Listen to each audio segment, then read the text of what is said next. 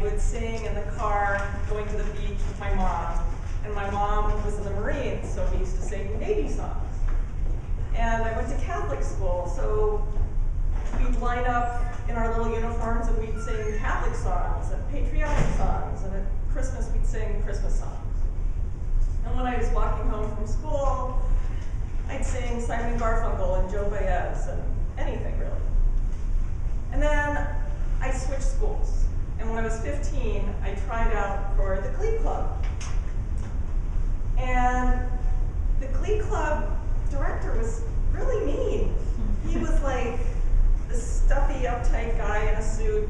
And I opened my mouth to sing, and then he was like, oh, God, oh, and, you know, like, shooed me away. And I was crushed. I was just, like, I've been singing my whole life, and clearly I've been doing it all wrong.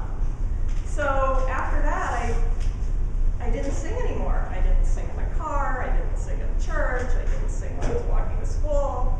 It was just sad. And then a bunch of years later, I was at a doctor's office and bored out of my mind waiting, and there was somebody sitting next to me who said, oh, all you need is voice lessons. And I'm like, what are voice lessons? Yeah, voice lessons. And I never heard of voice lessons. I've heard of ballet lessons and piano lessons and tennis lessons, but I never heard of voice lessons. So I figured, when I'm rich and famous, I'll take voice lessons. And then the years went by, and I turned 30, and I wasn't rich and famous, but I kept thinking, one of these days I'll have voice lessons.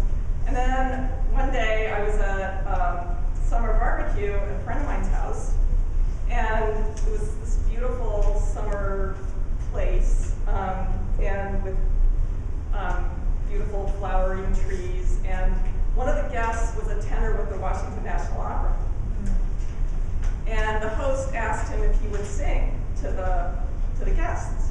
And he was like 26 years old, and he had long hair, and he was really adorable. And he was kind of shy. He was like, you know, he wasn't planning on performing. And so he said, can I warm up first? And so he warmed up, and he sang, and he was out on this balcony, and he sang to all of us, and it was like being in Romeo and Juliet or Cyrano de Bergerac. It was really beautiful.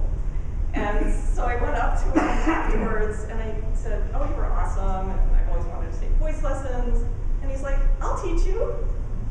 So I was like, awesome, life's too short. I could have voice lessons with this adorable opera singer person. So I started taking voice lessons, and he said, next time somebody's mean to you about singing, just say, F you, I'm a soprano.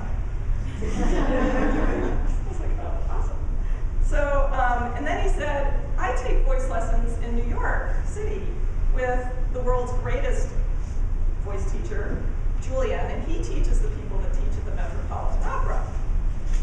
And he's so good, I drive up to Manhattan every week just so I can have a lesson with him. And he's coming to DC next week, so you should have a lesson with him.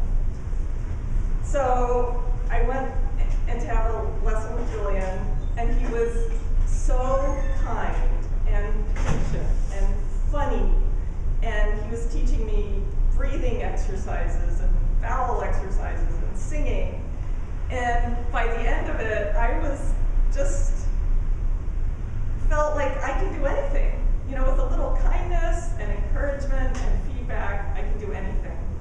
And he said, yeah, if you just practice every day, you can sing. And he said it's probably a good thing that you weren't in the Glee Club, because I get parents bringing their little darlings to me like every week, and the Glee Club directors teach them all these terrible habits that I have to fix. And sometimes it's just hopeless. So it's a good thing, actually. And ever since then, I've just been singing and being as kind as I can and encouraging to other people. And next week, I'm singing an open mic night at the Zoo Bar.